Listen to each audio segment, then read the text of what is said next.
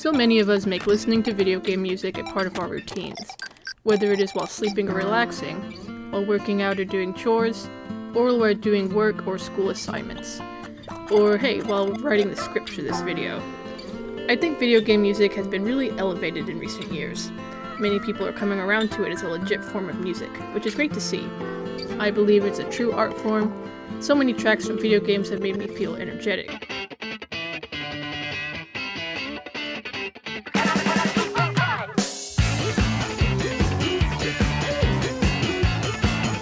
Sorrowful,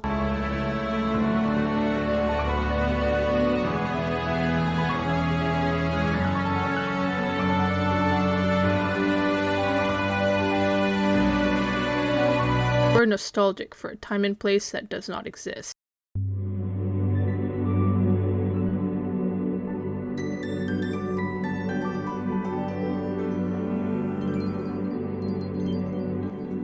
Though, how do we officially listen to these tracks outside of the games that they are created for? Personally, I actually have somewhat of a video game music CD collection. I really like collecting CDs since not only are they an easy way to copy music onto other devices, but they're also fun to look at artistically. But collecting these CDs is not something that's accessible to most people. Several of the soundtracks I have are imported from Japan. Not every video game out there has an official soundtrack release either.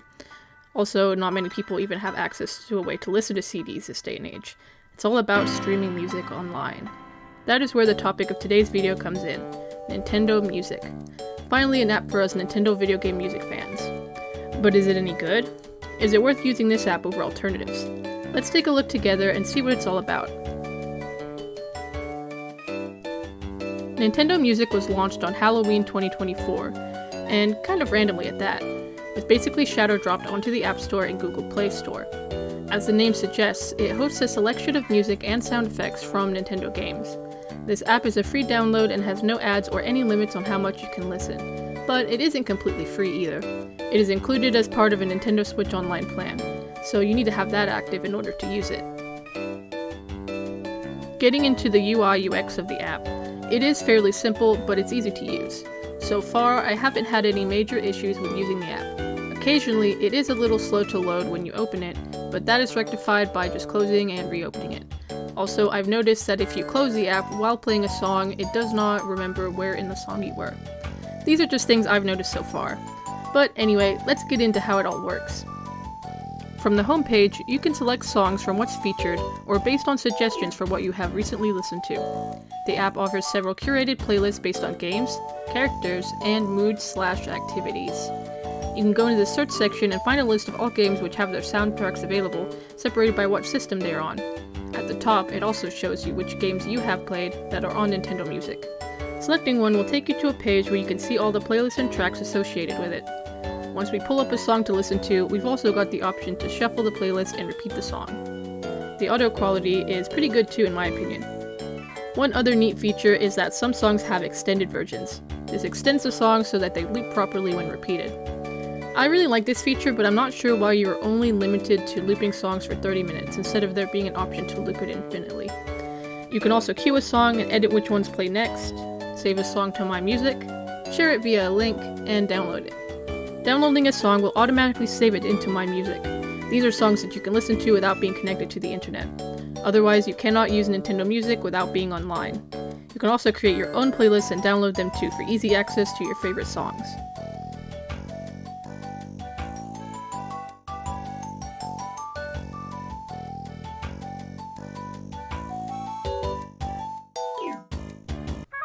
Nintendo Music caught some backlash very early on after release.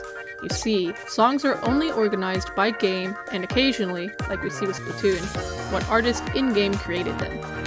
Furthermore, there is no way to see which real-world composers and musicians created these songs.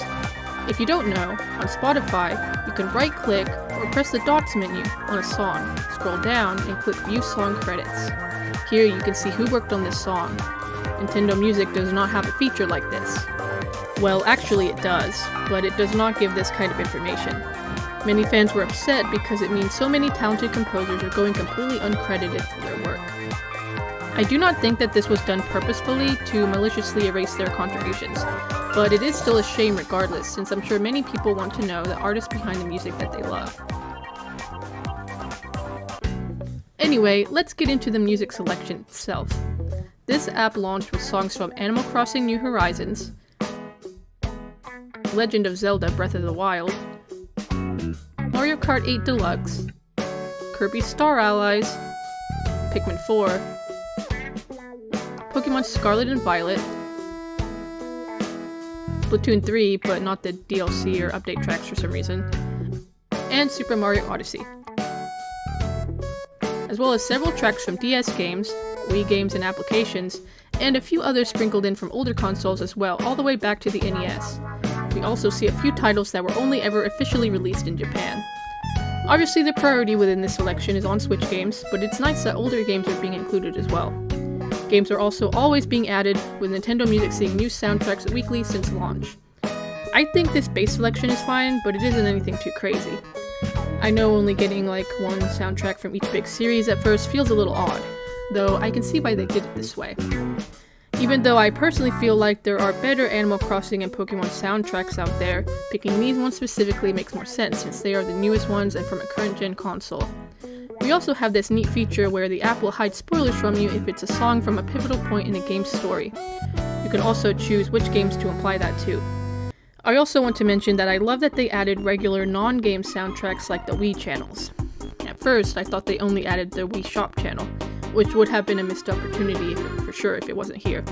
But we can actually find all of the Wii channel's music here. Finally some recognition for some of the console music. Don't say I didn't warn you when I put Check Me Out channel on the aux in your car. So far with app updates, we have received soundtracks from Super Mario Wonder, Splatoon 2 and Octo Expansion, Wii Sports, and Brain Age, among others. I do think it's strange that this app is basically just drip-feeding one game at a time to us each week, but I am glad that the app is at least getting these updates instead of staying stagnant for months on end. I think after a year of content, Nintendo Music will probably turn out to be a beefy and versatile music player. Maybe we'll even see Nintendo Music Wrapped. However, there's a question that has been burning in my mind for a while now. Why did Nintendo create this app? Why not upload all of these songs to Spotify or Apple Music? Several other big-name game publishers have done this with their titles. Video game soundtracks are actually very popular on services like Spotify, with a ton of incredible fans creating their own remixes and covers of songs originally from games as well.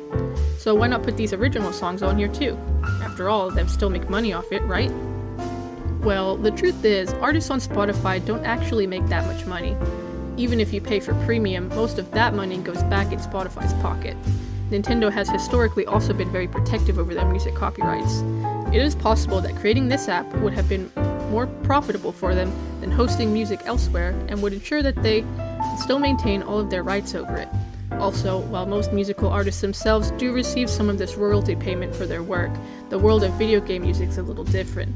Typically, video game composers will only be compensated for the creation of these songs and nothing further. It's a different kind of industry. This setup is interesting because I do not think many people will subscribe to Nintendo Switch Online exclusively to use Nintendo Music. As it stands right now, this app is just kind of a, well, that's neat experience. You're probably already paying for NSO to play with friends online or enjoy some retro games, so why not check this out? It's like a little bonus, so yeah, sure. It may not become the main way I listen to music, but I did decide to check it out, and I liked it well enough. I use it fairly often myself, even when I'm not just grabbing footage for this video. It's a convenient way to listen to the music I like on the go. I also would have thought that maybe this app would be available actually on the Switch, or even in a web browser, but for now it's only available on iOS and Android devices. It would be interesting to have a dedicated music player on the Switch itself. I'm also wondering how the NSO structure might change once the Switch successor is out. Anyway, I think Nintendo Music's an interesting concept, but I also want to wait and see what they do with it. Adding even more new soundtracks and maybe a way to see a list of composers would be great. I think it is amazing that Nintendo's video game music is popular enough to warrant a whole app for it.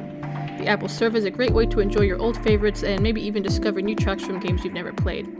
I, for one, am definitely excited to see the appreciation for these tracks grow.